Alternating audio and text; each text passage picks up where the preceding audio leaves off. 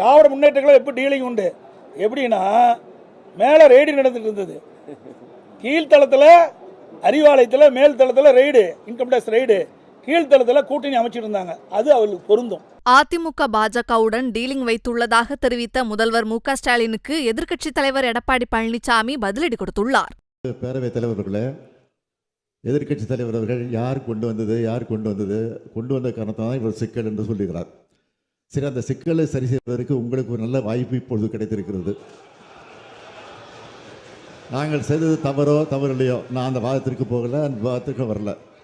இப்போ இருக்கக்கூடிய நீட்டை ரத்து செய்தால்தான் நாங்கள் கூட்டணியில் இருப்போம், இல்லை என்றால் கூட்டணி விட்டு விலகுவோம் என்று சொல்வதற்கு உங்களுக்கு தகுதி இருக்கிறதா? அதான் கேள்வி. திரு கருணாநிதி அவர்கள் பாரதிய ஜனதாவோட கூட்டணி அமைக்கும் போது 99 அமைக்கும் போது ஒரு கருத்து சொல்லியிருக்கார். ஊழலை விட மதவாதம் என்பது கொடுமையானது அல்ல.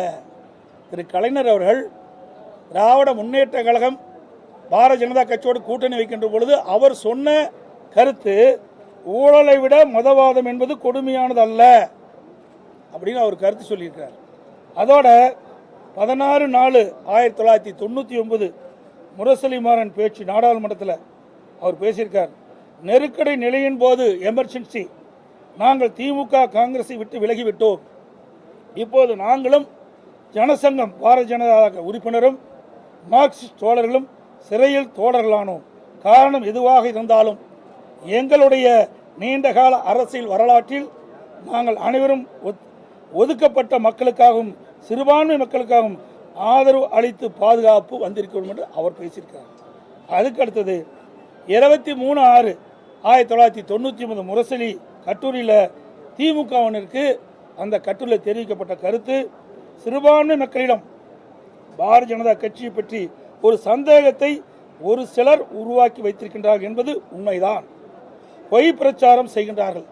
அதற்கு ஈடு கொடுத்து அதை முறியடிக்க வேண்டிய பொறுப்பு திமுக இளைஞர்களுக்கு ஆகிய உங்களுக்கு உண்டு என்று தெரிவிச்சிருக்கார்.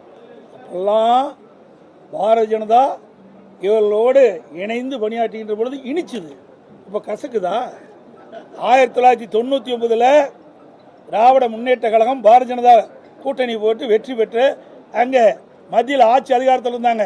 அப்பொழுது திரு முரசொலி மாறன் அவர்கள் நோய்வாய்ப்பட்டு 1 வருட காலம் மருத்துவமனையிலே சிகிச்சை பெற்று வந்தார். அப்பொழுது இலாக்காலா மந்திரியாக வச்சுருந்தாங்க. அப்போல்லாம் பாரதிய ஜனதா கட்சி இவருக்கு நல்ல கட்சியாக தென்பட்டது. இப்பொழுது அண்ணா திமுக பாரதிய ஜனதா கூட கூட்டணி வச்சா ஏன் வைக்கிறீன்னு கேள்வி கேட்குறார் முதலமைச்சர். எப்பொழுதும் திராவிட முன்னேற்ற கழகத்திற்கு சாதகமாக இருந்தால் அதை பாராட்டுவாங்க, அவளுக்கு பாதகமாக இருந்தால் அதை எங்கள் மீது பலி சுமத்துவாங்க. இதுதான் வாடிக்கை.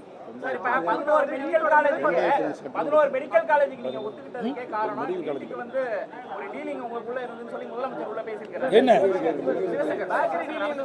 எல்லாம் டீலிங் உண்டு. திராவிட முன்னேற்ற கழகம் எப்படி டீலிங் உண்டு எப்படின்னா, மேலே ரெய்டு நடந்துட்டு இருந்தது, கீழ்த்தளத்தில் அறிவாலயத்தில், மேல் தளத்தில் ரெய்டு, இன்கம் டேக்ஸ் ரெய்டு, கீழ்த்தளத்தில் கூட்டணி அமைச்சிட்டு இருந்தாங்க. அது அவர்களுக்கு பொருந்தும்.